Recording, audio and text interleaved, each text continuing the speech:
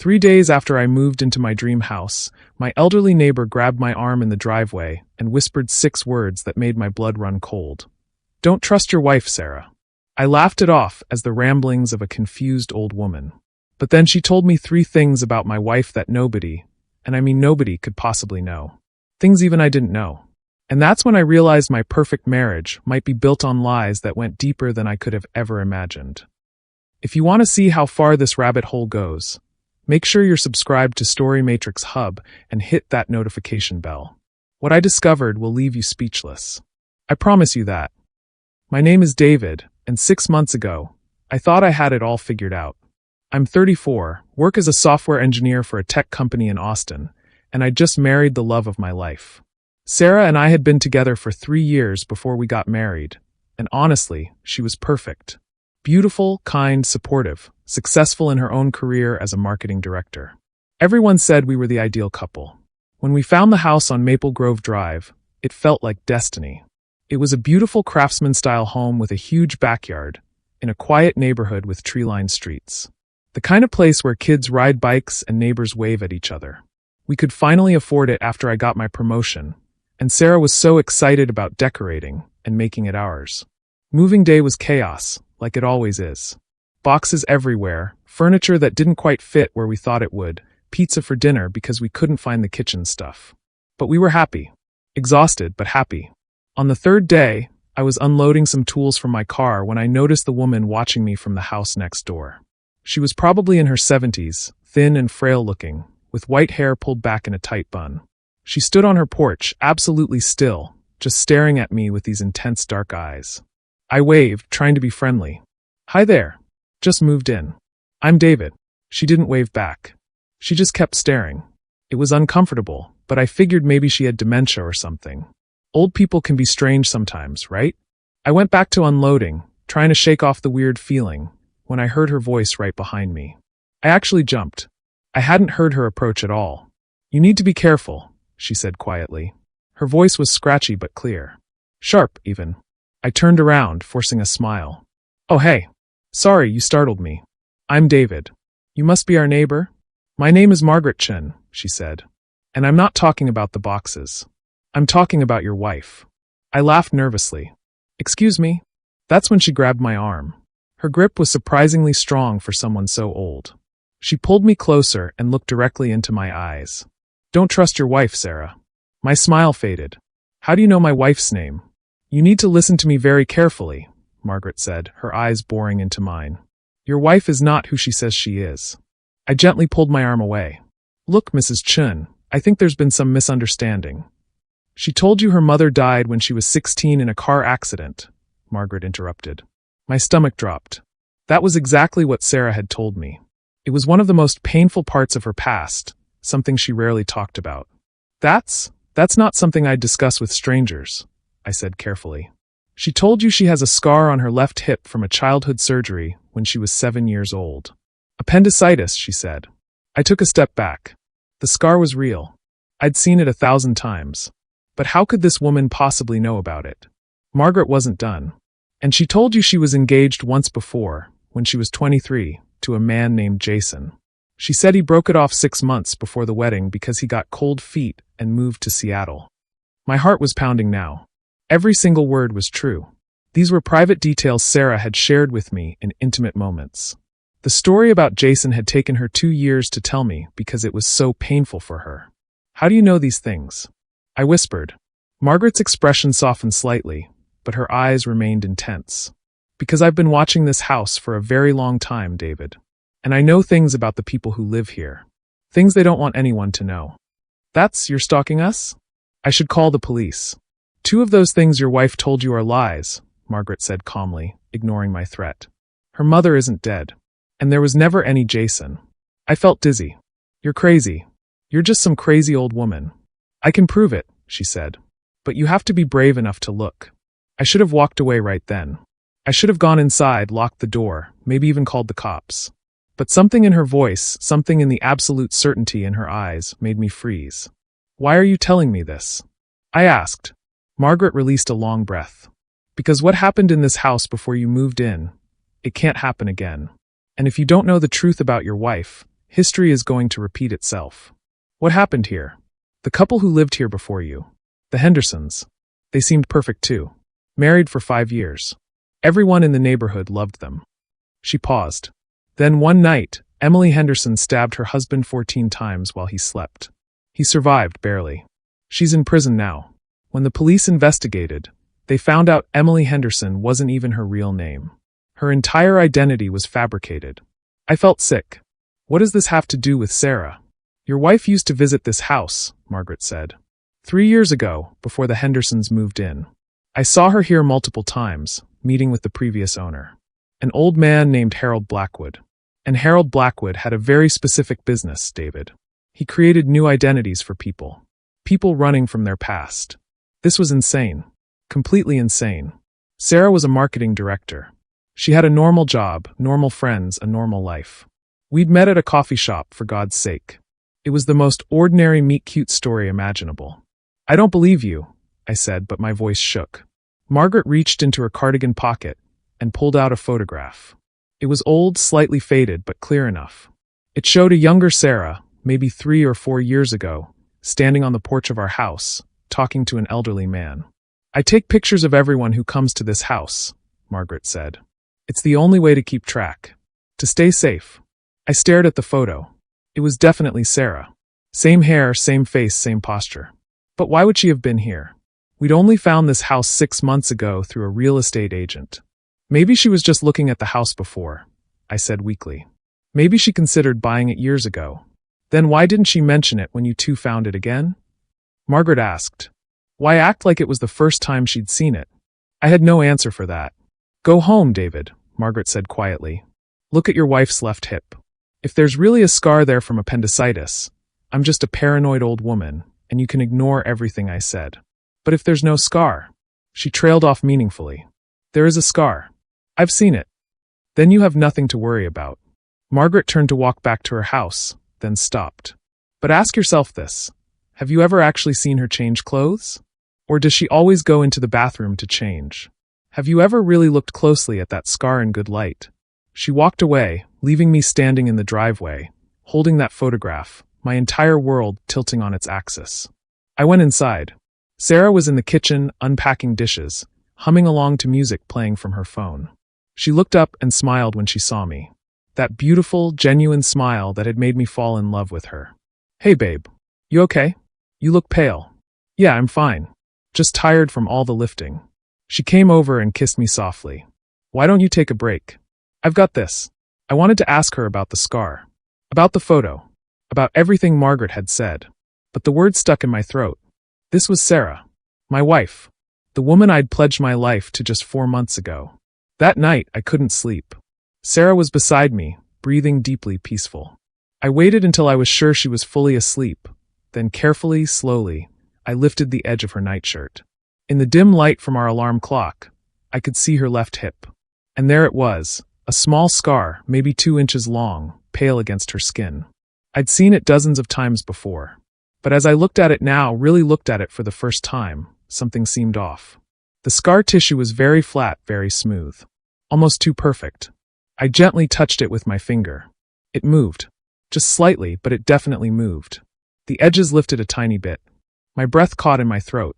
I pressed it again, firmer this time. It wasn't a scar. It was some kind of medical-grade prosthetic. Makeup or silicone or something, designed to look like scar tissue. But it was fake. Sarah stirred beside me, and I quickly pulled her shirt back down and rolled over, my heart hammering so hard I thought she might hear it. Margaret had been right. At least about this. Which meant, I stared at the ceiling for the rest of the night, watching the shadows shift as dawn approached, wondering who the woman sleeping beside me really was. I called in sick to work the next morning. I never call in sick. Sarah gave me a concerned look as she got ready to leave for her job. Are you sure you're okay? Maybe you should see a doctor. I think it's just a cold coming on, I lied. I'll rest up today. She kissed my forehead. Okay, text me if you need anything. I'll try to come home early. The moment her car pulled out of the driveway, I was up. I felt guilty, dirty even, but I had to know. I started with her office, the small spare bedroom where she sometimes worked from home. Sarah was organized to a fault. Everything had its place. Her files were neatly labeled, Her desk was clean. Her bookshelf was arranged by color. It was one of the things I loved about her. But now it felt different. Not organized. Controlled. I went through her desk drawers first. Bills, receipts, work documents. Everything seemed normal. Her filing cabinet was locked, which I'd never thought was strange before, but now it seemed significant. I searched for the key and found it taped under the bottom drawer. That made my stomach clench. Why hide a key inside your own home? The filing cabinet held more work documents, old tax returns, our marriage certificate. All normal. Too normal. I kept digging, feeling increasingly paranoid, when my hand hit something at the very back of the bottom drawer. A small lockbox. It took me 20 minutes to pick the lock using a YouTube tutorial and a bobby pin. When it finally clicked open, I found a passport. But it wasn't Sarah's passport. The photo was of Sarah, definitely her, but the name read Jennifer Walsh. And the birth date was different from the one I knew. According to this passport, she was 37, not 31 like she'd told me. My hands trembled as I kept searching. There were 2 more passports. Same face, different names. Rachel Morrison. Amanda Chun. Amanda Chun. The same last name as Margaret. I felt like I might throw up. Who carries multiple passports with different identities? Spies?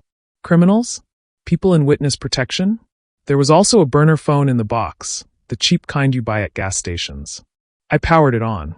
It took forever to boot up, and I kept glancing at the door, terrified Sarah would somehow come home early and catch me. The phone had no calls in the history, but there were text messages. All to one number, no name attached. I scrolled through them, my hands shaking. The most recent was from 2 weeks ago, just before we moved. Sarah, we're moving into the house on Friday. Everything is proceeding as planned. Unknown. Good. Remember the timeline. You have 6 months. No more. Sarah, I understand. It'll be done before then. Unknown. Make sure it is. We've invested too much in this. Don't make the same mistakes as Emily. Emily Henderson. The woman who had tried to kill her husband in this house. I scrolled back further, finding messages going back over a year. Sarah, I've made contact with the target. He seems interested. Unknown. Don't rush it. Take your time. Build trust. Sarah, his name is David Marsh. Software engineer, recently promoted. No family nearby. Perfect. Target. They were calling me a target. I kept reading, my vision blurring with tears. Sarah, he proposed. Moving to phase 2. Unknown. Excellent work. Once you're married and in the house, we can proceed with the extraction. Sarah, what about emotional complications? Unknown. There are no emotional complications. You're a professional. Remember why you're doing this. Sarah, I remember.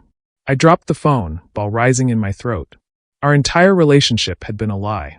Meeting her at that coffee shop, falling in love, the proposal, the wedding, moving into this house. All of it had been planned. Orchestrated.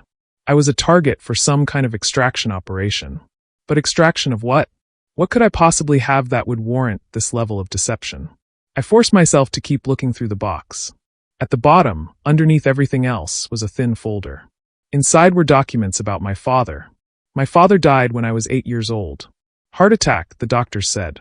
Sudden, unexpected, tragic. My mother never really recovered, and she passed away from cancer when I was 26. I'd been alone in the world since then, which made Sarah's appearance in my life feel like a gift. Like I'd finally found family again. But these documents told a different story about my father. Medical reports I'd never seen. Autopsy records that my mother must have kept hidden. And a note, handwritten, that made my blood run cold. Subject displayed symptoms consistent with acute polonium-210 poisoning. Radioactive isotope detected in tissue samples.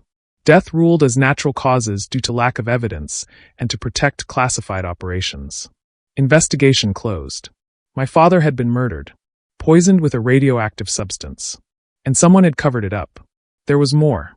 Documents showing my father had worked for the Department of Defense in some capacity I'd never known about. Photos of him at facilities I didn't recognize. And a final page marked classified that I could barely process. Project Archimedes, prototype location unknown. Only surviving team member with potential knowledge of whereabouts. David Marsh, son of Dr. Robert Marsh.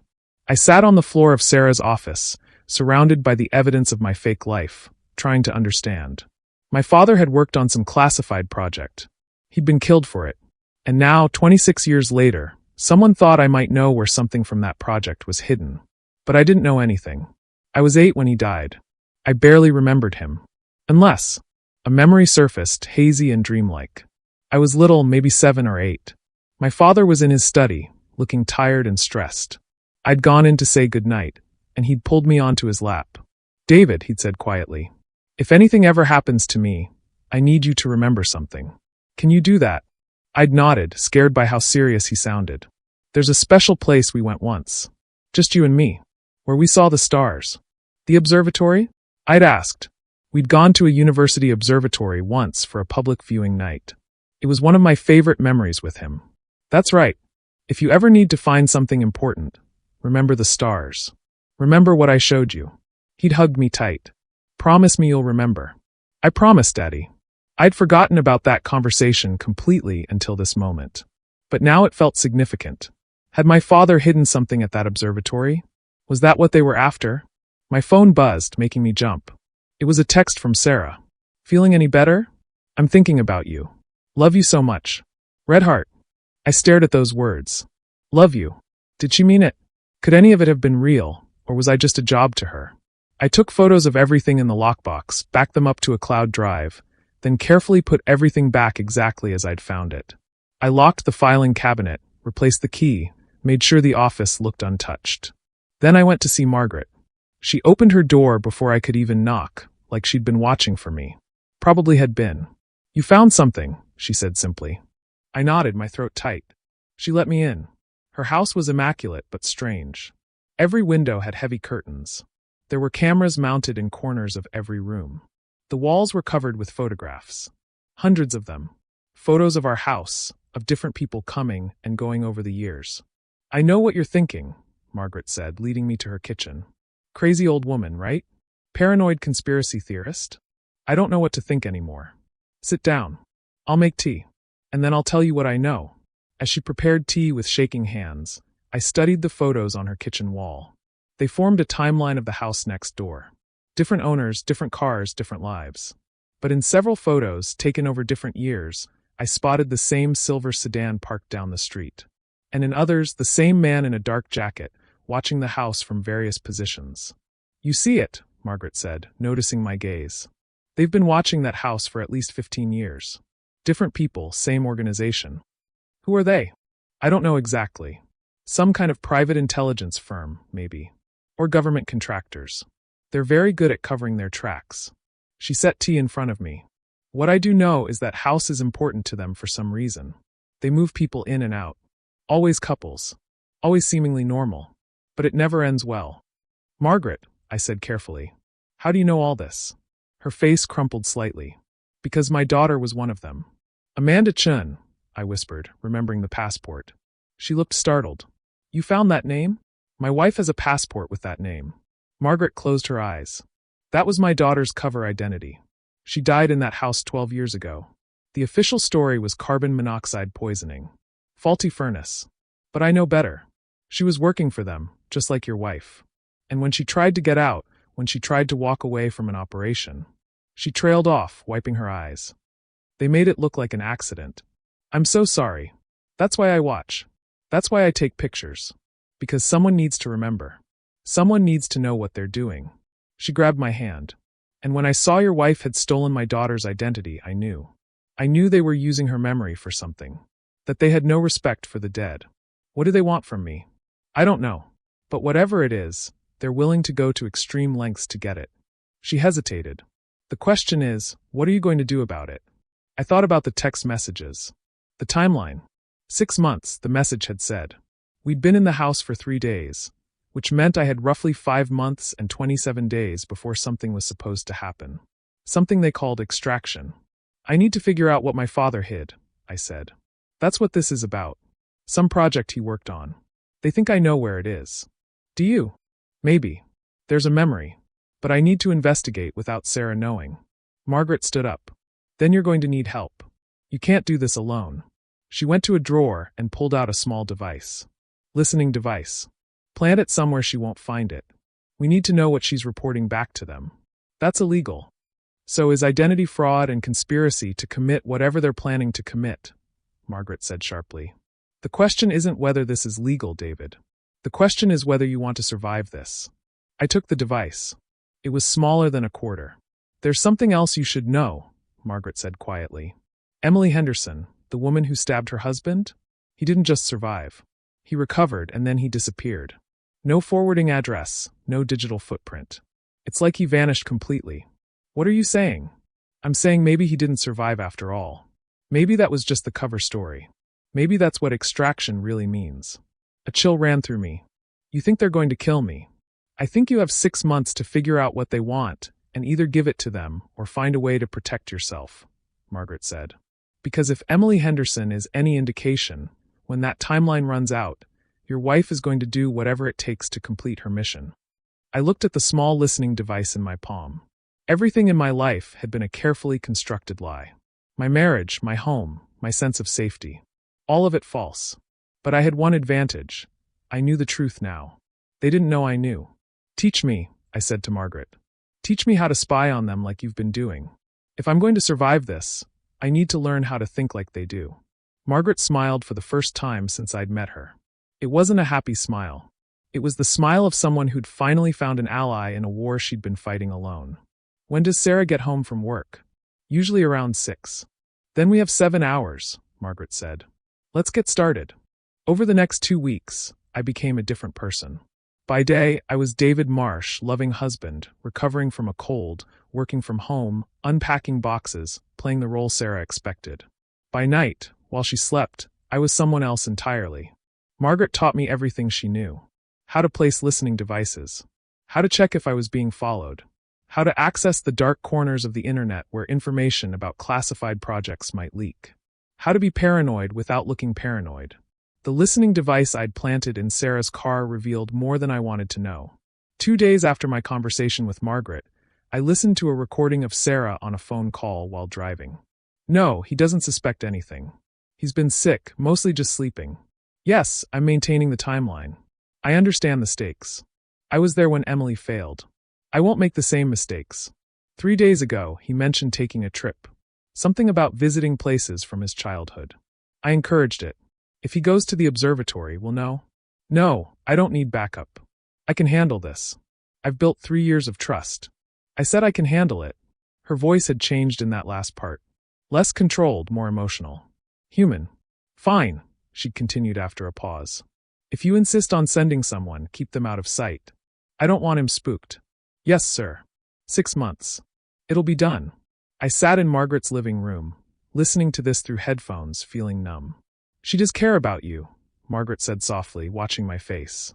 You can hear it in her voice. The conflict. That doesn't change what she's planning to do. No, Margaret agreed. But it might give you an advantage. Emotions make people sloppy. Make mistakes. I'd also been researching Project Archimedes. That was harder.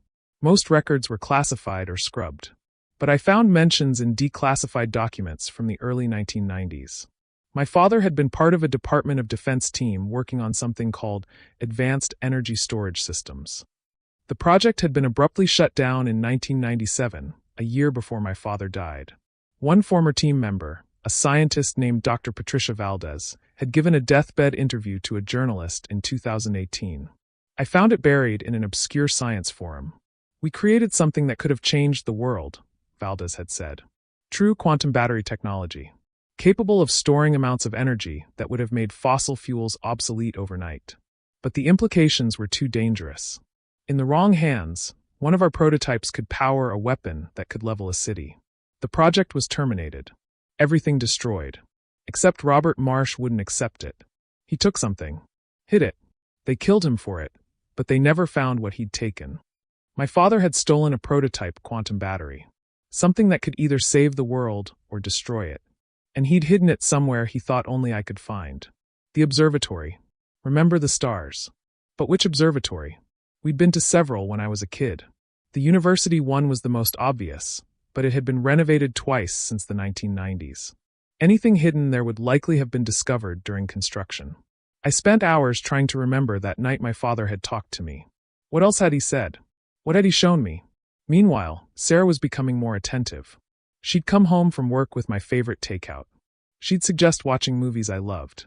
She'd initiate conversations about our future, about kids, about growing old together. I was thinking, she said one night, curled up against me on the couch. Maybe next year we could try for a baby. What do you think? I felt sick. She was talking about a future she knew we wouldn't have. Maybe, I said. Let's just enjoy being married for a while first.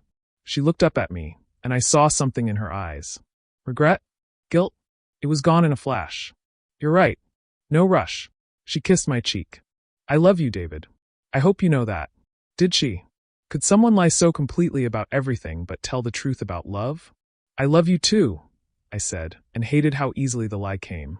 That night, after she fell asleep, I snuck out to Margaret's house. We'd been cataloging everyone who appeared near our house. There were at least 3 people conducting regular surveillance. They rotated shifts, trying to be subtle, but Margaret's cameras caught them all. They're getting impatient, Margaret said, showing me footage from earlier that day. See this man here? He came up to your porch and looked in your windows. That's a change in pattern. They're usually more careful. The timeline, I said. We're almost a month in. They're worried I'm not moving fast enough toward whatever trigger they're waiting for. The observatory visit, Margaret agreed. You mentioned it once, and Sarah reported it immediately. They want you to go there. So I won't go. I'll just refuse to play their game. And in 5 months, when the timeline expires, what happens? Margaret challenged. You think they'll just walk away? No, David. They'll force your hand somehow. Or Sarah will complete her mission whether you cooperate or not. She was right. I was trapped. Either way, this ended badly for me. Unless I could find what my father had hidden first and use it as leverage. I need to figure out which observatory, I said. There must be something else my father told me. Some clue I'm missing. Margaret pulled out a map of Texas. Let's mark every observatory you remember visiting as a child. We marked 7 locations. But none of them felt right. The memory was so hazy, more feeling than fact. Stars. He'd said something about the stars.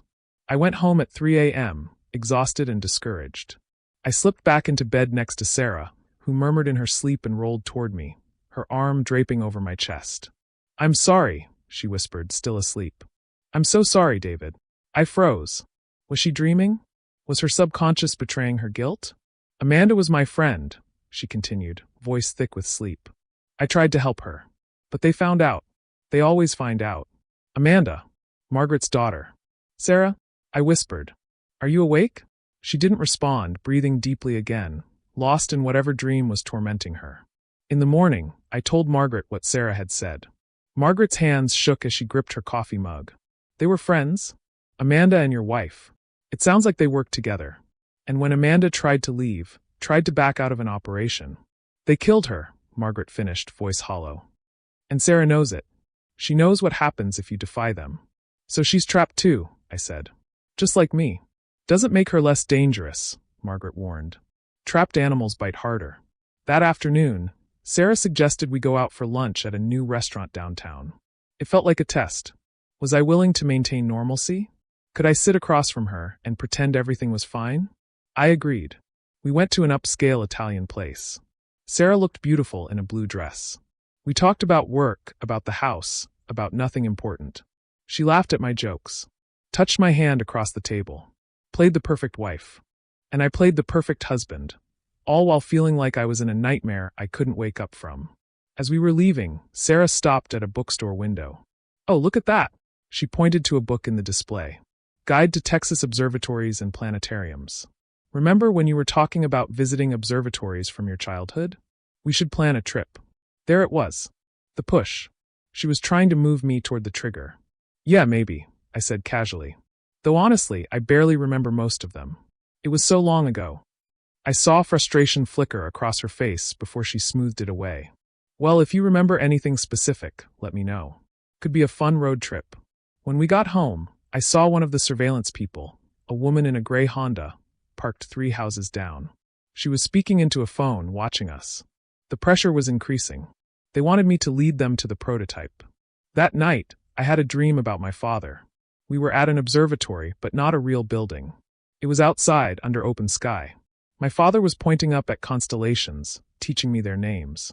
The most important discoveries aren't made in laboratories, David, he said in my dream.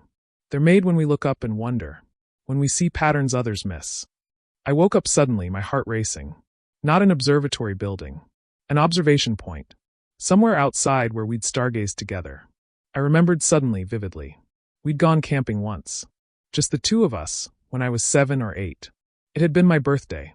We'd driven for hours, out to some remote area with no light pollution. We'd set up a telescope on a plateau and watched the stars for hours. He'd taught me the constellations that night. And he'd said something I'd completely forgotten. This is my favorite place in the world, David. If I could keep anything safe anywhere, it would be here, where the stars can watch over it. I sat up in bed, careful not to wake Sarah. I needed to remember where we'd gone. We'd driven west, I remembered that. Out toward Big Bend, maybe? But where exactly? There had been a sign. Something about rocks. Or was it a creek? I grabbed my phone and began searching maps of West Texas, looking for anything that might trigger the memory. Sarah stirred beside me. What are you doing? Her voice was sleepy but alert. Can't sleep. Just playing a game on my phone. She propped herself up on one elbow, looking at me in the dim light. You've been restless lately. Are you sure you're okay? Yeah, just adjusting to the new house, I guess. She was quiet for a long moment. Then, David, if something was wrong, you'd tell me, right? If you were worried about something or scared of something. The question felt loaded. Was she fishing for information? Or was this genuine concern? Of course, I lied. We're partners. We tell each other everything. She looked at me for a long moment, something unreadable in her expression. Then she lay back down. Good. Because I couldn't bear it if you didn't trust me. The irony of that statement hung in the dark between us. The next morning, while Sarah was in the shower, I went through her office again. The lockbox was gone. Completely gone. She'd moved it. My blood ran cold. Did she know I'd found it? Had I left some trace, some sign that I'd been snooping? I carefully checked everything else. The filing cabinet still had the same contents. Her desk was unchanged. Only the lockbox had been relocated. Maybe it was routine. Maybe she moved it regularly for security. But the timing felt suspicious. I was running out of time. The surveillance was increasing. Sarah was pushing harder for the observatory trip, and now she might suspect I was onto her. I needed to find that camping spot before they forced my hand. That afternoon, Margaret helped me search satellite images of West Texas, looking for plateau formations near Big Bend. There were dozens of possibilities.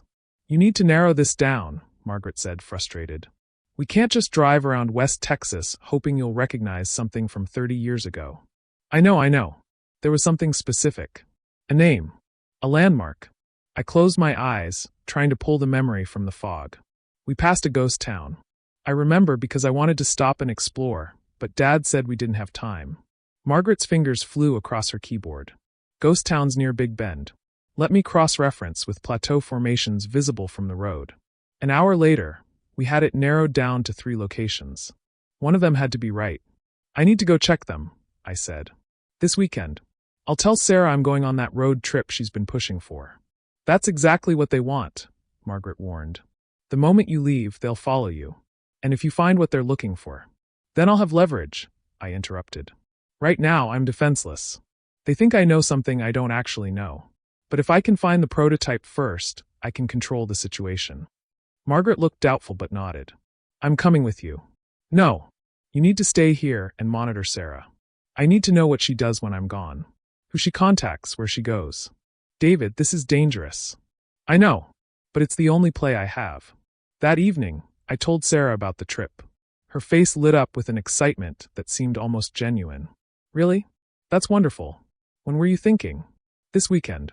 I've been remembering more about that camping trip with my dad. I think I can find the spot. It would mean a lot to me to visit it again. She touched my face gently. Of course, baby. Do you want me to come with you? No, this is something I need to do alone. It's about my dad, you know? Some closure. I saw relief flash across her face. She wanted me to go alone. That confirmed it. They were planning something. I understand, she said softly. Just promise you'll be safe and call me every day? I promise. She kissed me, and I kissed her back, both of us lying with our lips. Friday morning, I packed a bag, checked my truck, and hugged Sarah goodbye. She held me longer than usual. I love you, she said into my chest. Whatever happens, I need you to know that's real.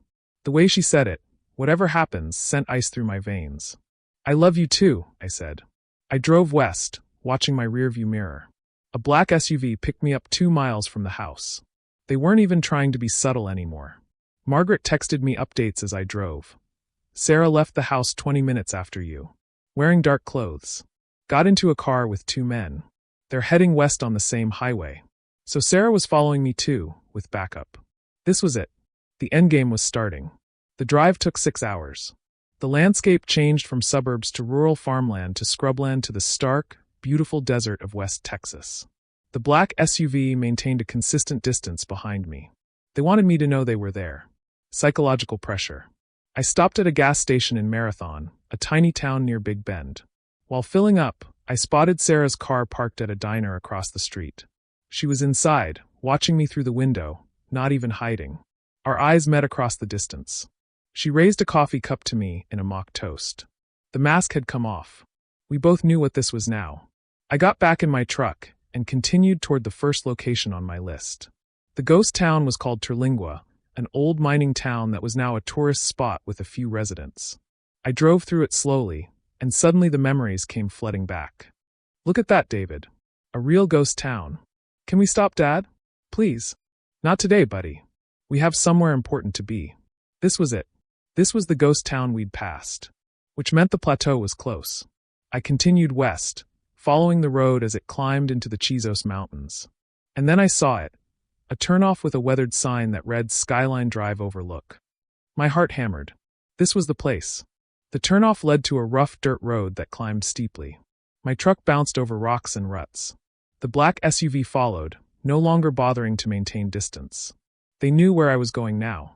At the top, the road opened into a large plateau with a stunning view of the desert and mountains. It was exactly as I remembered, the same rock formations, the same sense of being on top of the world, the same endless sky. I parked and got out. The black SUV parked 50 yards away. 3 men emerged, all wearing dark clothing and sunglasses. They didn't approach, just watched. Sarah's car arrived 5 minutes later. She got out alone, leaving her 2 companions in the vehicle.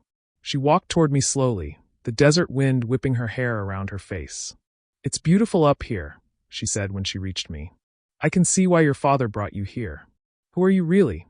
I asked. "And don't lie to me anymore. We're past that." She smiled sadly. "My real name is Sarah. That part was always true. Sarah Chun. Amanda's younger sister." I stared at her. "Margaret's daughter." "Granddaughter," she corrected. "Amanda was my mother. And when your father's former colleagues killed her 12 years ago, I swore I'd finish what she started." "Which was what?" "Finding the prototype. Keeping it out of the wrong hands." She gestured to the men by the SUV. "Those people work for Kensington Security Solutions. It's a private military contractor, but really they're mercenaries. They've been searching for your father's quantum battery for 26 years. They killed him when he wouldn't tell them where it was. They killed my mother when she tried to expose them. And they'll kill us both if we don't give them what they want." "So this whole time you've been working with them?" "No," she said fiercely. "I've been working against them. David, everything I did, getting close to you, marrying you, moving into that house, it was all to get to the prototype before they could. To protect you. By lying to me? By making me fall in love with you while planning to steal from me." Tears filled her eyes. "I wasn't supposed to fall in love with you. That wasn't part of the plan. But I did. And now we're both in danger because I couldn't complete my mission." "What mission?" "To find the prototype, secure it, and disappear. Fake your death if necessary, but get you out safely with a new identity. That's what my mother was trying to do with James Henderson. But she got caught. She tried to make it look like she'd snapped, tried to make him seem like a victim, so they'd let him live. But they killed him anyway. Made it look like he'd gone into witness protection, but he's dead, David. They don't leave loose ends." I felt dizzy. "So when the 6-month timeline expires, they'll assume I've failed.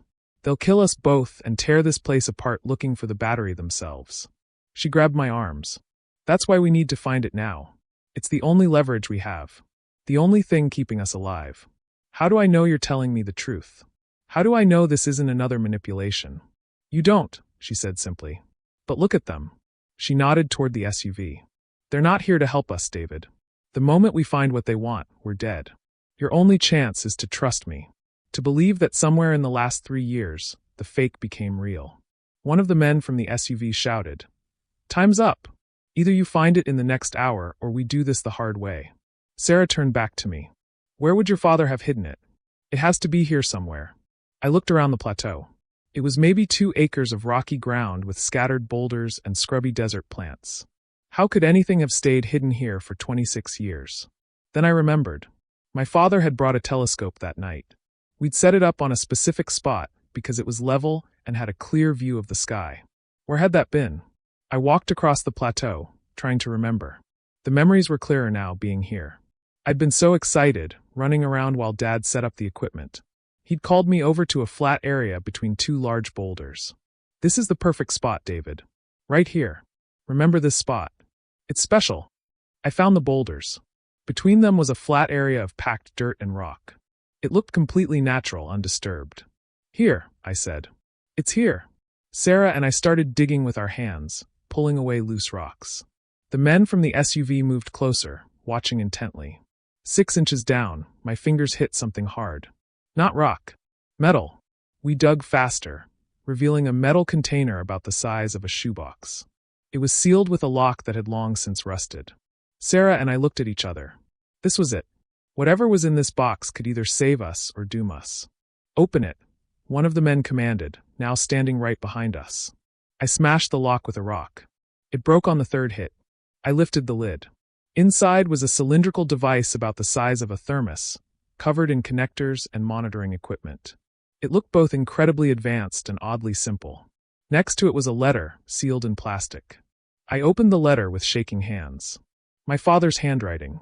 David, if you're reading this, then I'm gone and you've remembered. I'm sorry for the burden I'm placing on you. This device represents the future, clean, unlimited energy that could change the world. But it also represents a weapon of unimaginable power.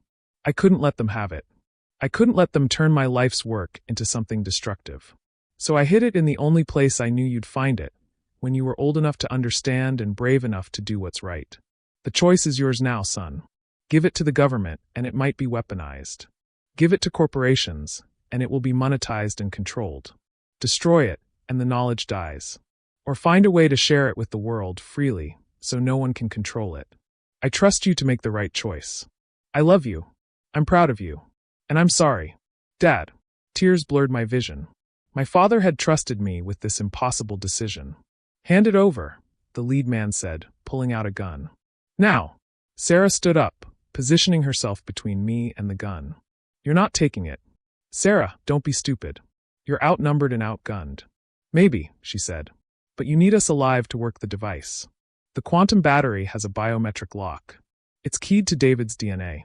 His father made sure of that. You kill him, it becomes useless. The energy destabilizes and it explodes with the force of a small nuclear weapon. You kill me, David won't cooperate. So what are you going to do? The man's jaw clenched. She was bluffing. At least I thought she was bluffing. But he didn't know that. We have scientists who can bypass the lock. Good luck with that before it destabilizes. My mother stole those schematics before you killed her. I know exactly how this device works. You have about 72 hours from the moment it's removed from this sealed container before the quantum field collapses. And when it does boom, everyone within a quarter-mile dies. She was definitely bluffing now. But it was working. I could see the uncertainty in the man's face. So here's what's going to happen, Sarah continued, her voice steady despite the gun pointed at her. We're going to leave here with the device. You're going to back off and give us 48 hours.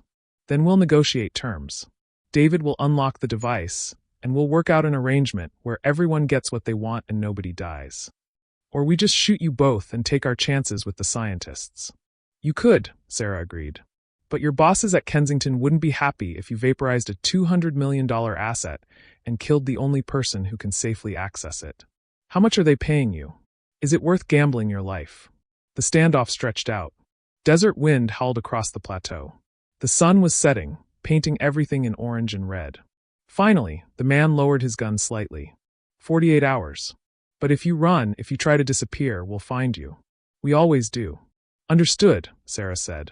We backed toward my truck, Sarah carrying the metal container.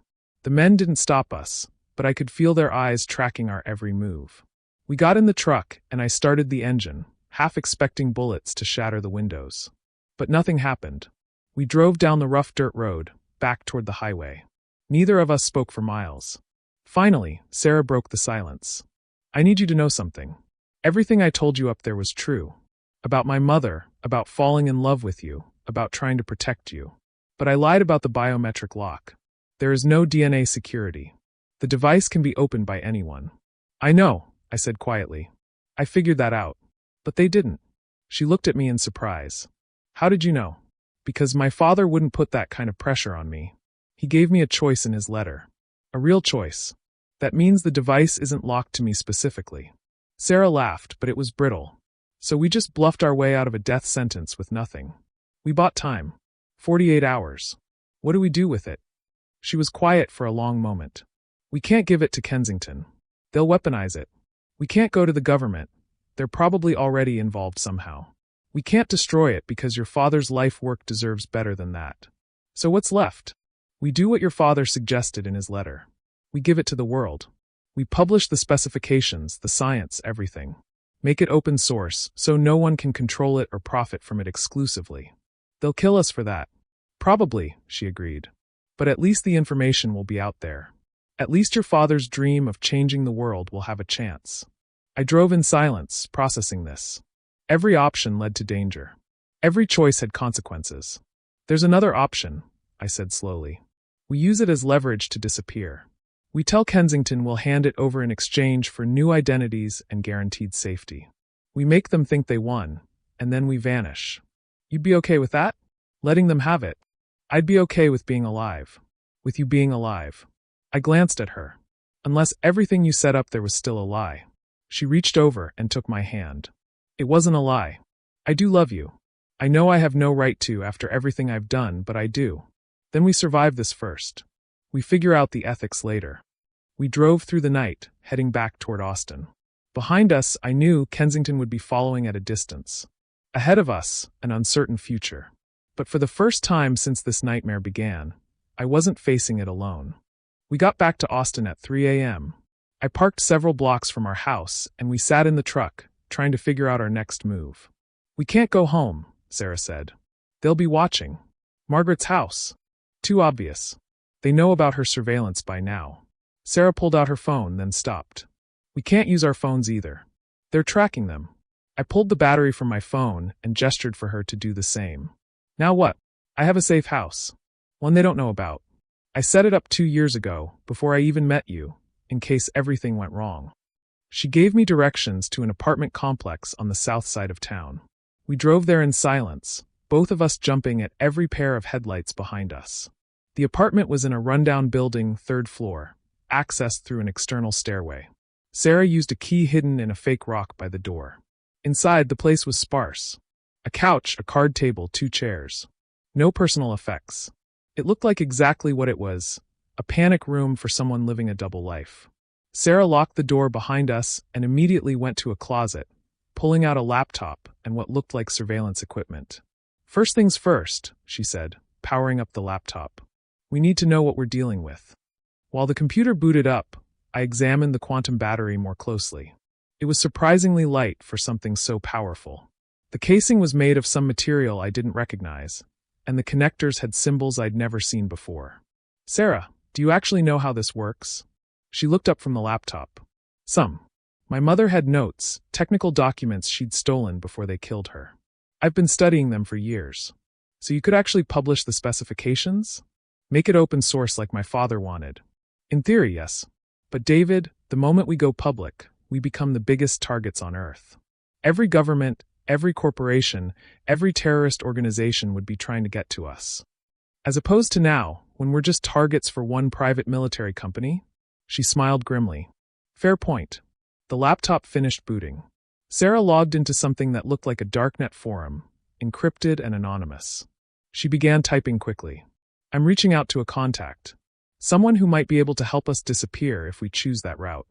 Who? Better you don't know. Less you can tell them if you're interrogated. The casual way she said interrogated made my stomach turn. This was her world, secrets, contingencies, always planning for the worst. While she worked, I found myself studying her. This woman I'd married, who I'd thought I knew completely. She'd fooled me so thoroughly, but now, watching her work with focused intensity, I saw glimpses of who she really was. Not the perfect wife she'd pretended to be, but something more complicated. Damaged. Determined. Why did you really do this? I asked quietly. Was it just about your mother? She stopped typing. At first, yes. When they killed her, I was 19. I'd just started college, had my whole life ahead of me, and suddenly I had nothing. No family except my grandmother, who was too paranoid and broken to really be there for me. So I made a choice. I'd infiltrate Kensington, learn their methods, and destroy them from the inside. How did you even manage that? I was good at becoming whoever they needed me to be. They recruited me when I was 22, thought I was some genius orphan with a chip on her shoulder. They trained me, used me for small operations at first. And I played along, gathering information, waiting for my chance. And then they assigned you to me. Yes. 2 years of preparation went into building my cover identity as Sarah Morrison. They created my entire backstory, my job, my social media presence. Then they orchestrated our chance meeting at that coffee shop. You were always the target, David. I was always the weapon. It hurt to hear her lay it out so clinically. Did any of it mean anything? That first conversation, the first date, any of it? She turned to face me fully. I wish I could tell you it was all real from the start. But the truth is, I don't know anymore. The lines blurred so quickly. I remember our third date, when you talked about your parents and how much you missed them. The pain in your eyes was so raw, so real. And I thought, this is someone who understands loss like I do. That wasn't calculated. That was real. But you still moved forward with the plan. I did. Because I thought I could have both. I could complete my mission, get the prototype away from Kensington, and keep you safe in the process. I thought I was smart enough to control all the variables. She laughed bitterly. I was an idiot. Her laptop beeped. She checked the message, and her face went pale. What is it? My contact. He's been compromised. Kensington got to him 6 hours ago. She slammed the laptop shut. We can't trust anyone in my network. They've been systematically taking people out, cutting off all my escape routes. What about Margaret? Sarah looked conflicted. I've been avoiding her because, David, my grandmother hates me. She blames me for her daughter's death. What? Why would she blame you? Because I was supposed to warn Amanda that night. I saw the signs that something was wrong, that Kensington suspected her, but I was young and scared and I didn't say anything. By the time I worked up the courage to call her, it was too late. They'd already killed her and staged the carbon monoxide accident. Tears filled her eyes. So when I took this assignment, when I used my mother's cover identity, I knew it would hurt my grandmother. But I thought if I could bring Kensington down, if I could avenge her, maybe she'd forgive me. The pieces were falling into place. That's why she approached me. She wasn't just trying to protect me. She was trying to stop you from completing your mission because she thought you'd die like her daughter did. Probably. My grandmother is complicated. She's paranoid, obsessive, but she's also usually right about danger. Sarah wiped her eyes. We should go see her. She might be our only ally left. We left the safe house at dawn, taking side streets and doubling back multiple times to make sure we weren't followed. My truck stayed parked at the apartment complex, too easy to track. Instead, we took a rideshare to within a few blocks of Maple Grove Drive, then walked the rest of the way. Margaret's house looked quiet. No cars in the driveway, curtains drawn. We approached cautiously, and I knocked softly. No answer. I knocked again, louder. Margaret? It's David. We need to talk. Still nothing. Sarah tried the door. It was unlocked. We exchanged a worried look and went inside. The house was trashed. Furniture overturned, photographs torn from the walls, Margaret's surveillance equipment smashed to pieces. And blood. Not a lot, but enough. Drops leading from the living room toward the back door. No, Sarah whispered.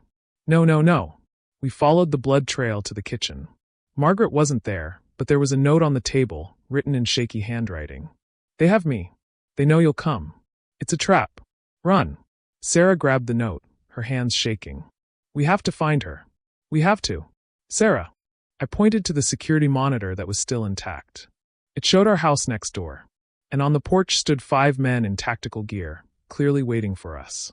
It is a trap, I said. They took her to force us out of hiding. I don't care. She's my grandmother. She's all the family I have left. And that's exactly what they're counting on. I grabbed Sarah's shoulders. Think. If we walk into that trap, we're dead and they get the battery anyway. Margaret would want us to. Don't tell me what my grandmother would want. Sarah shouted. You don't know her. You don't know what she's been through, what I've put her through. My phone, which I'd turned back on despite the risk, buzzed with a call from an unknown number. I answered, putting it on speaker. Mr. Marsh, I believe we have something you want. The voice was calm, professional. The same man from the plateau. If you've hurt her, she's alive. For now. But she's 76 years old and not in the best health. This situation is very stressful for her. I'd hate for anything unfortunate to happen. What do you want? A trade. The quantum battery for Mrs. Chun. You have 1 hour to bring it to your house. Come alone or she dies. Try to run, and we'll find you eventually. And when we do, I'll make you watch while we kill everyone you've ever cared about before we kill you. The line went dead. Sarah was already moving toward the door. I grabbed her arm. Wait, we need a plan. The plan is simple. We give them the battery and get my grandmother back. They'll kill us anyway. You know that. I don't care. She pulled away from me. I've gotten everyone I love killed or hurt, David. My mother, my grandmother, and I almost got you killed too. If there's a chance to save her, I'm taking it. There's another way. What way? I pulled out the quantum battery, turning it over in my hands. Your mother stole technical documents, right? Schematics. Yes, but. So you could rebuild this. Eventually. If you had the plans and enough time. In theory, but it would take years. And we'd need a laboratory, funding, resources we don't have. But it's possible. I looked at her. What if we give them the battery, but first we destroy the power core? Make it inert. They get what they think they want, we get Margaret back, and later you can rebuild it from your mother's notes. Sarah stared at me. That might actually work. But David, disabling the core without causing a catastrophic failure is incredibly delicate. If we do it wrong, we could trigger the very explosion I lied about earlier. So we do it right. You said you've studied the documents. Can you walk me through it? She hesitated, then nodded. I can try. We spent the next 40 minutes carefully disassembling the quantum battery's outer casing. Sarah had memorized more than I'd realized. She directed me with precise instructions on which components to disconnect, which circuits to bypass.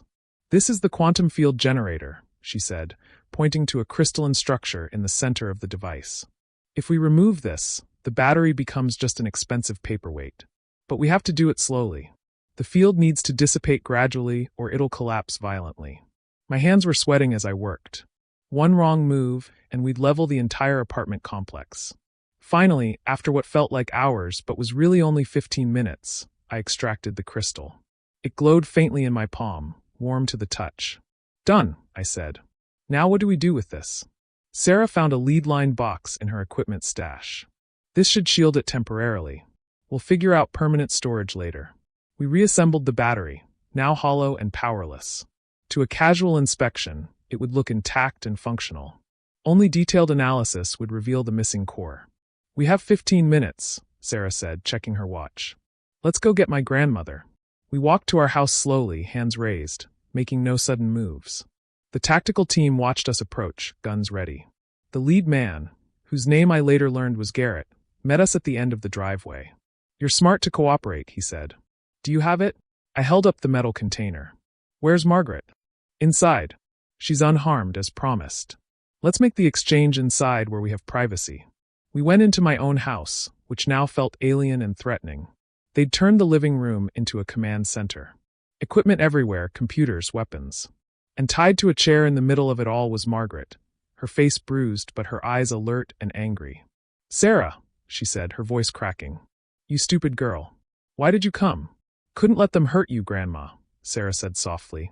Garrett gestured impatiently. The battery. Now. I set the container on the coffee table and opened it, revealing the device. Garrett brought over some kind of scanner, checking readings. Quantum signature is present, one of his technicians reported. Looks authentic. They didn't detect that the signature was just residual energy, already fading. The ruse was working. Untie her, I said. Not yet. First, Mr. Marsh, you're going to demonstrate that the device works. Activate it. My blood ran cold. What? You heard me. Prove it's functional. Your wife claimed there's a biometric lock keyed to your DNA. So activate it. Sarah and I exchanged a panicked look. There was no activation because there was no power core. The moment they tried to use it, they'd discover our deception. I need time, I said, stalling. It's been dormant for 26 years. The startup sequence is complex. You have 60 seconds, Garrett said, pressing his gun against Margaret's temple. Or I blow her brains out right here. Sarah moved faster than I'd ever seen anyone move. She grabbed a laptop from the nearby table and threw it at Garrett's head. He ducked, his shot going wild, and chaos erupted. Margaret, despite being tied up, kicked backwards with her chair, knocking over one of the technicians.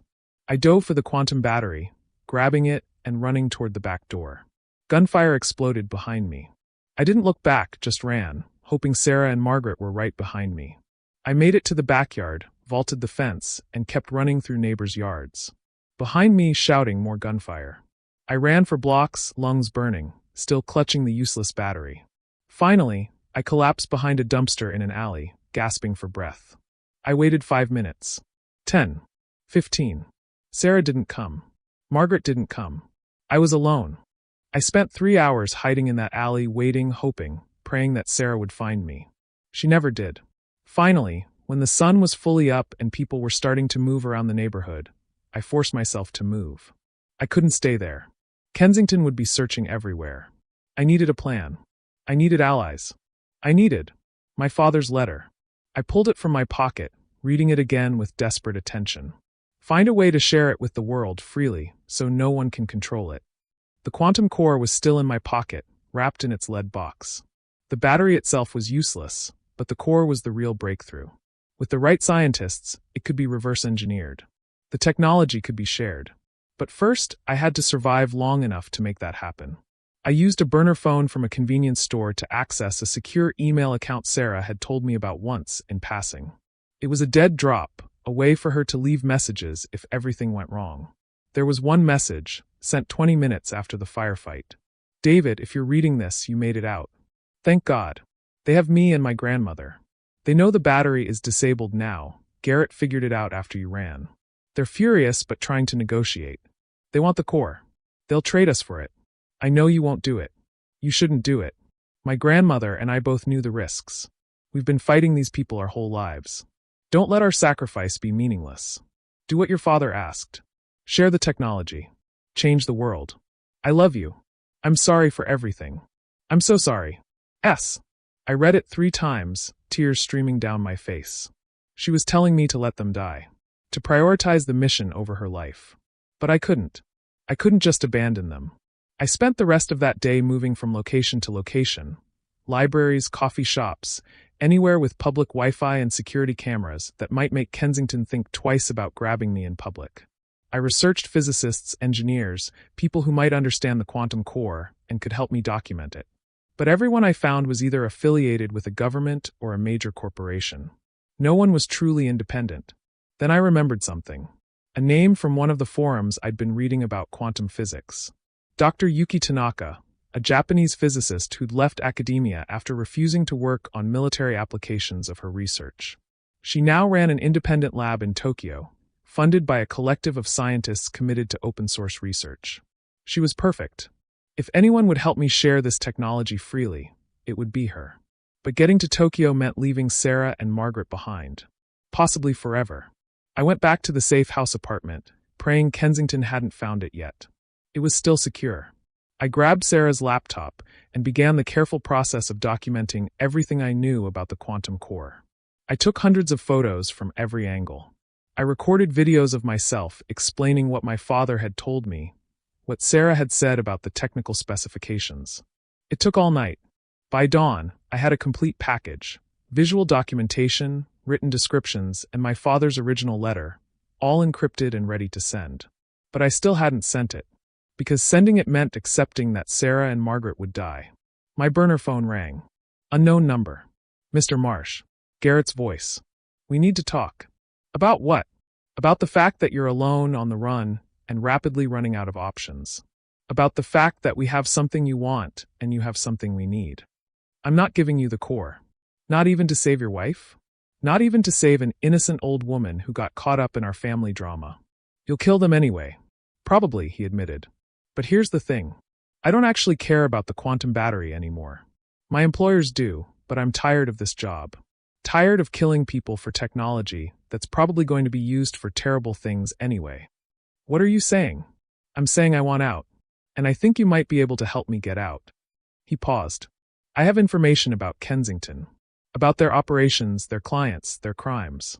Documentation that could bring down the entire organization. I've been collecting it for years, insurance for when I finally decided to jump ship. Why would I trust you? Because we have a common enemy. Because I'm offering you a trade that actually benefits both of us. You get your wife and her grandmother back alive. I get immunity and a new identity. Kensington loses everything. What's the catch?"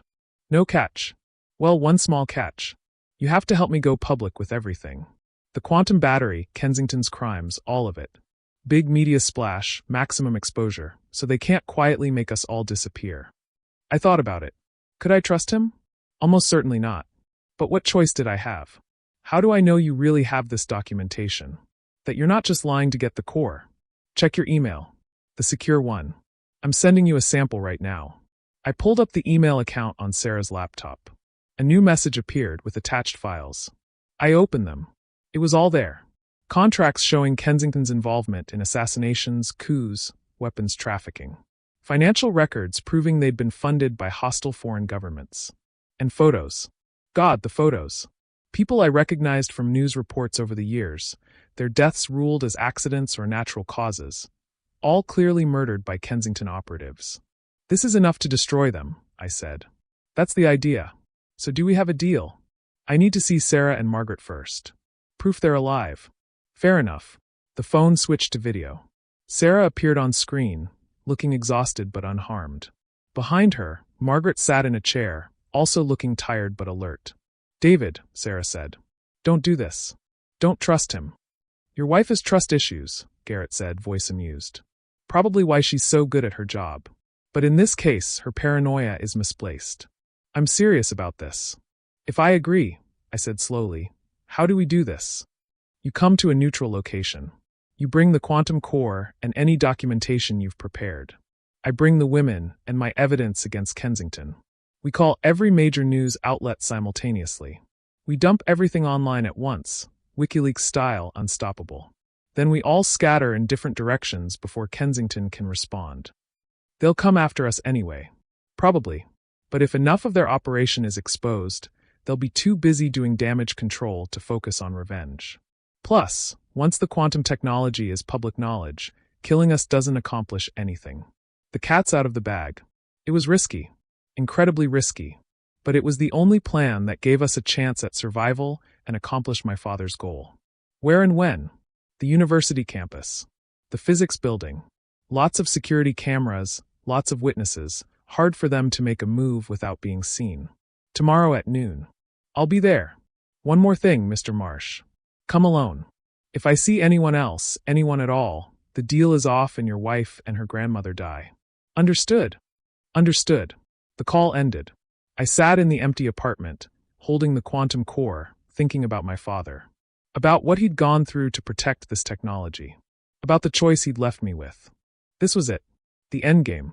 Tomorrow, either we'd all walk away free and change the world, or we'd all die and the quantum battery would become just another classified project buried in some government warehouse. I spent the rest of that day preparing. I made copies of all my documentation. I set up automated emails to be sent to 20 different news organizations if I didn't stop them by a certain time. I recorded a video explaining everything, uploaded it to multiple cloud services with instructions to make it public if I disappeared. If this was going to work, it needed to be unstoppable.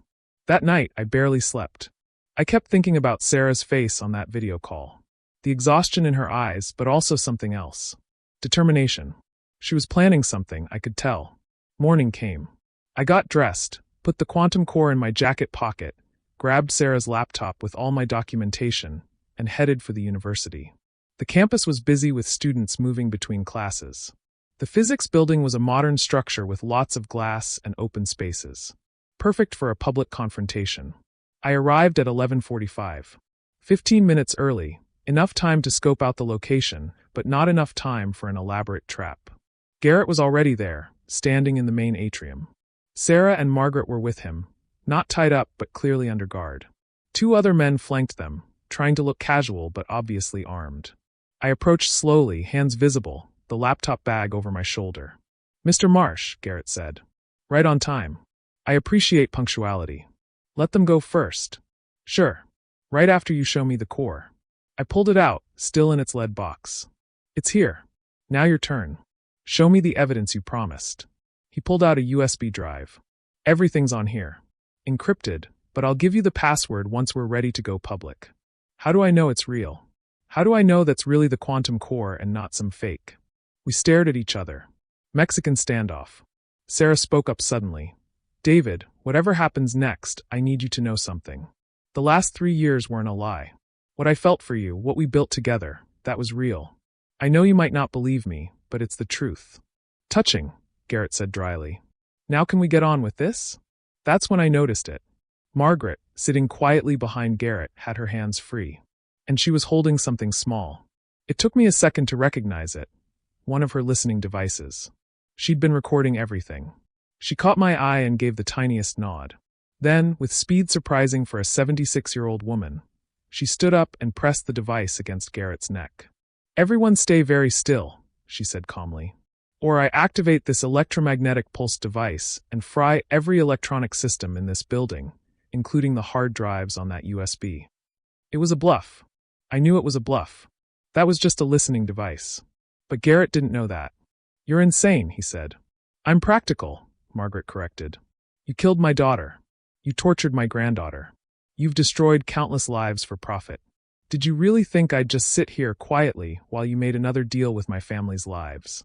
The 2 guards moved toward her, but Margaret pressed the device harder against Garrett's neck. I mean it. This technology is not going to end up in anyone's hands.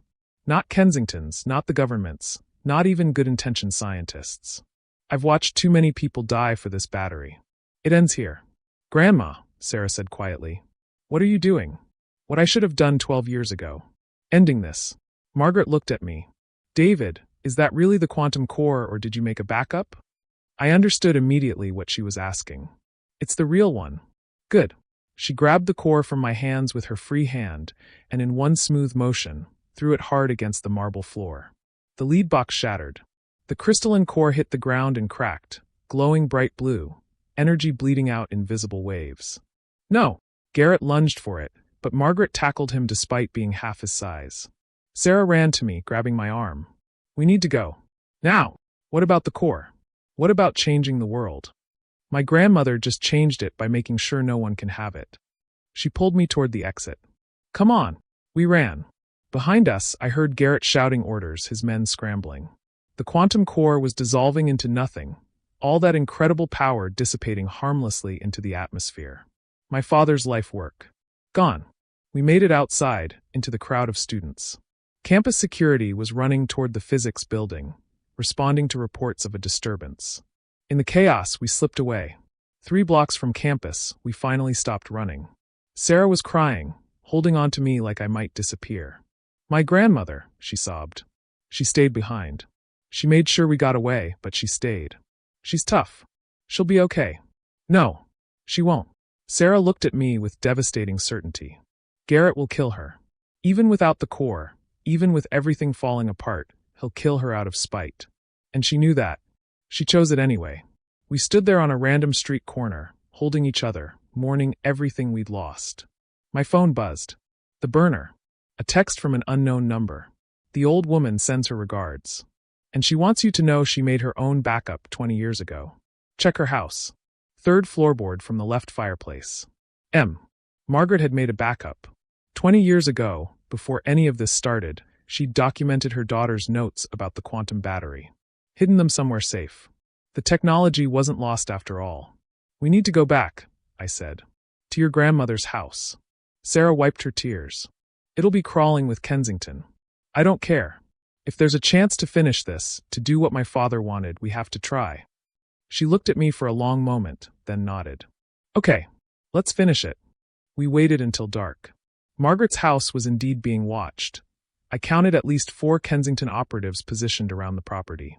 But they were focused on the entrances, not the old storm cellar entrance that Margaret had shown me weeks ago. Sarah and I crawled through the cellar, emerged in Margaret's basement, and crept upstairs. The house was still trashed from their earlier search, but they clearly hadn't found what they were looking for. The fireplace in the living room was old brick, ornate. I counted 3 floorboards from the left and carefully pried it up with a crowbar from Margaret's toolkit. Underneath was a metal box, sealed and dusty. Inside the box, notebooks. Hundreds of pages of handwritten notes, technical drawings, equations. Amanda Chen's complete documentation of the quantum battery project. Everything needed to recreate my father's work. "My God," Sarah whispered, flipping through the pages. "My mother documented everything. Every detail. It's all here. Your grandmother kept it hidden for 12 years. She was waiting for the right moment, the right person to trust it with." Sarah looked up at me. "David, with this, we can do what your father asked. We can share it with the world." We carefully packed the notebooks into a backpack. As we were about to leave, I spotted something else in the metal box. A letter addressed to Sarah. "It's from your grandmother," I said, handing it to her. Sarah opened it with shaking hands and read aloud. "My dearest Sarah, if you're reading this, then I've done what I needed to do. What I should have done years ago when they killed your mother. I've made my peace with it. Don't mourn me, child. I've been mourning for 12 years, and I'm tired of it. Instead, finish what your mother started. Share Dr. Marsh's discovery with the world. Give humanity the gift of unlimited clean energy. That's how you honor the dead, by protecting the living. I love you. I'm proud of you. And I forgive you for everything you think you did wrong. Your mother would forgive you too. Now go. Live. Be happy. And change the world. Grandma." Sarah was crying again, but this time with something that looked like relief mixed with the grief. We made it out through the storm cellar undetected and disappeared into the night. Over the next 3 days, we worked nonstop. We digitized every page of Amanda's notebooks. We combined them with my documentation of the quantum core. We wrote a comprehensive explanation of the technology in plain language, so even non-scientists could understand its potential. And then, on the 4th day, we released everything. We didn't just send it to news organizations. We posted it on every scientific forum, every physics subreddit, every open-source repository we could find. We sent it to universities around the world, to independent researchers, to environmental groups. We made it impossible to suppress. Within hours, it went viral. Within a day, scientists worldwide were confirming the authenticity of the research and beginning to replicate the work. Within a week, 3 different research teams announced they'd successfully created small-scale quantum batteries using my father's principles. The genie was out of the bottle. No one could control it anymore. It belonged to everyone. Kensington tried to respond, of course. They issued denials, threatened legal action, tried to discredit the research. But Garrett, true to his word, had leaked his evidence too. His documentation of Kensington's crimes became its own viral story. Congressional investigations were launched. International warrants were issued. The company was collapsing under the weight of its own sins. Sarah and I watched all of this from a small apartment in Vancouver, using assumed names, staying off the grid. We knew we could never really be safe, not completely. Kensington might be destroyed, but there would be others who wanted revenge for what we'd done. But we were alive, and we'd changed the world. One morning, about 3 weeks after we'd released everything, Sarah woke me up early. "There's something you need to see," she said, pulling up a news article on her laptop. The headline read, "Elderly woman found alive after Kensington security facility raid." My heart leapt. "Margaret." Sarah was beaming through tears. "FBI raided a Kensington Black site outside of Houston yesterday. They found her. She's alive, David. My grandmother is alive." The article included a photo of Margaret being helped out of an ambulance, looking frail but fierce, glaring at photographers with the same intense expression I'd come to know. The article quoted her. "They thought they could break me. They thought I'd tell them where my granddaughter went. I told them nothing. Because the old women like me, we've been underestimated our whole lives. They forget we're made of steel.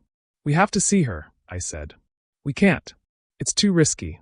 They'll be watching her, hoping we'll show up. Sarah, she survived because of us.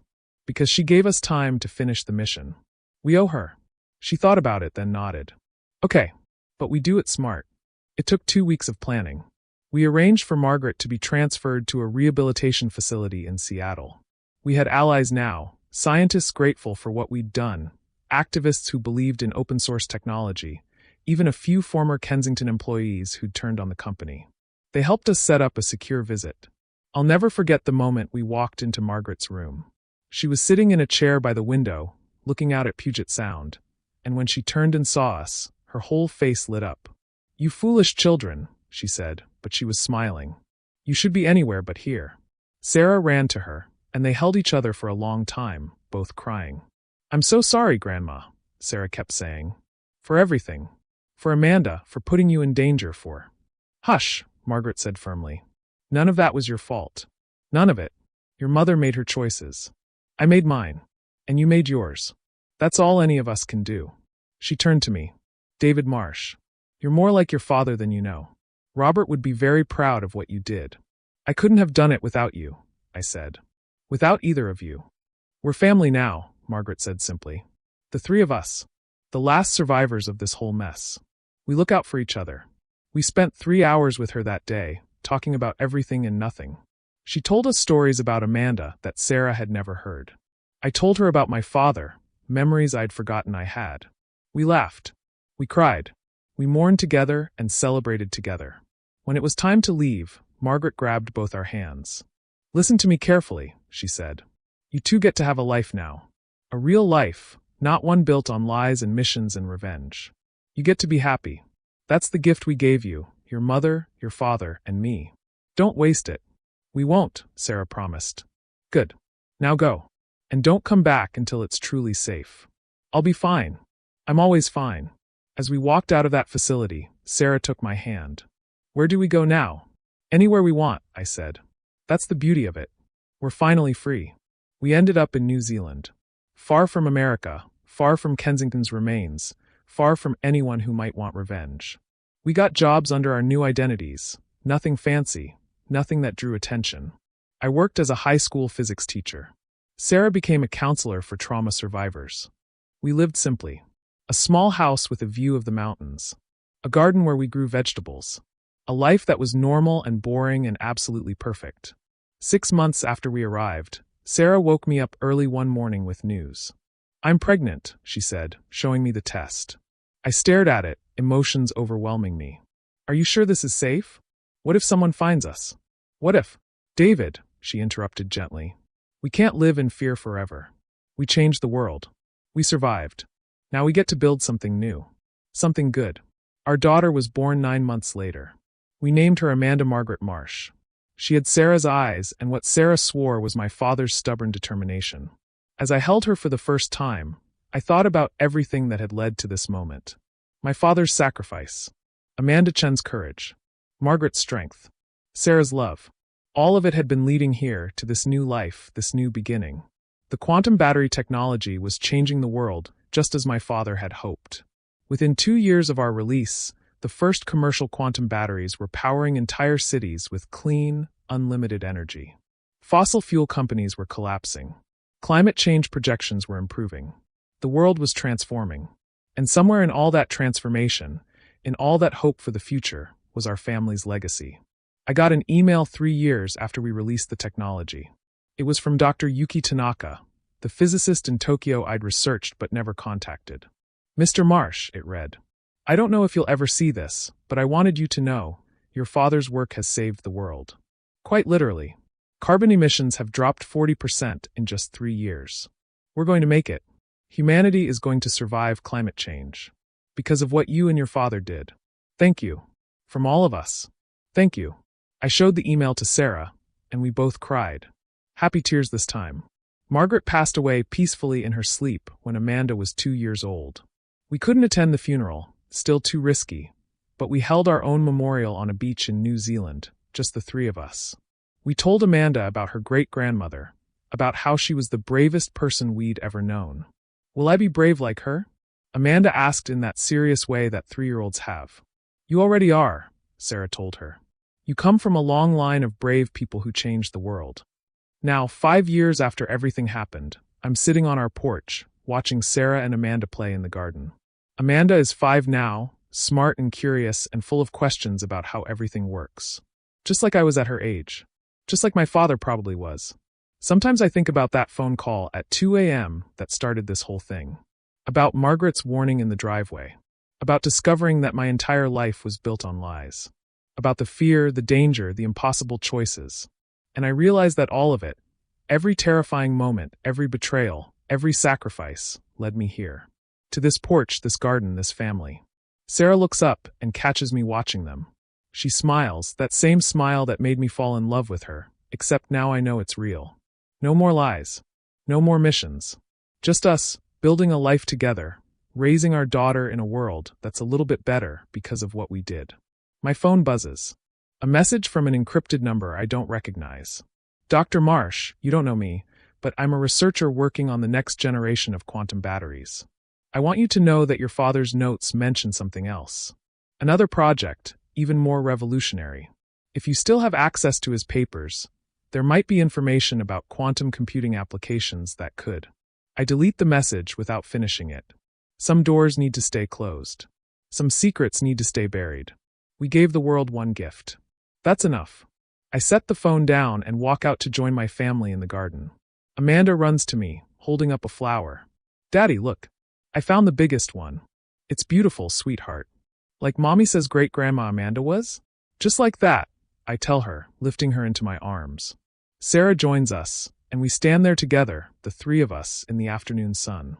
A family built from lies that became truth. A love that survived deception. A legacy that changed the world. And for the first time since this nightmare began, I feel truly at peace. The neighbor who knew too much had been right to warn me. My wife wasn't who she said she was. But she was also so much more than I could have imagined. And together, despite everything, we built something real. That's the thing about lies. Sometimes they hide truth underneath. Sometimes betrayal leads to loyalty. Sometimes the worst thing that ever happens to you becomes the best thing. I look at Sarah, and she looks at me, and in that moment we both know we'd do it all again. Every terrifying second of it. Because it brought us here. Home. And that's where my story ends, or maybe where it really begins. If this story kept you on the edge of your seat, if you felt every twist and turn, then do me a favor. Hit that like button and subscribe to Story Matrix Hub. Drop a comment below telling me what you thought. Would you have made the same choice as I did? Could you have trusted someone who lied to you about everything? Share this video with someone who loves a good thriller, because stories like this, stories about love, betrayal, sacrifice, and redemption, these are the stories that remind us what it means to be human. I've got more incredible stories coming your way, each one more gripping than the last. So make sure you're subscribed with notifications on, because you won't want to miss what happens next. From all of us here at Story Matrix Hub, thank you for watching, thank you for listening, and remember, sometimes the truth is stranger than fiction, and sometimes the lies we tell hide the deepest truths. Until next time, stay curious, stay brave, and keep seeking the truth, no matter where it leads you. This is Story Matrix Hub signing off.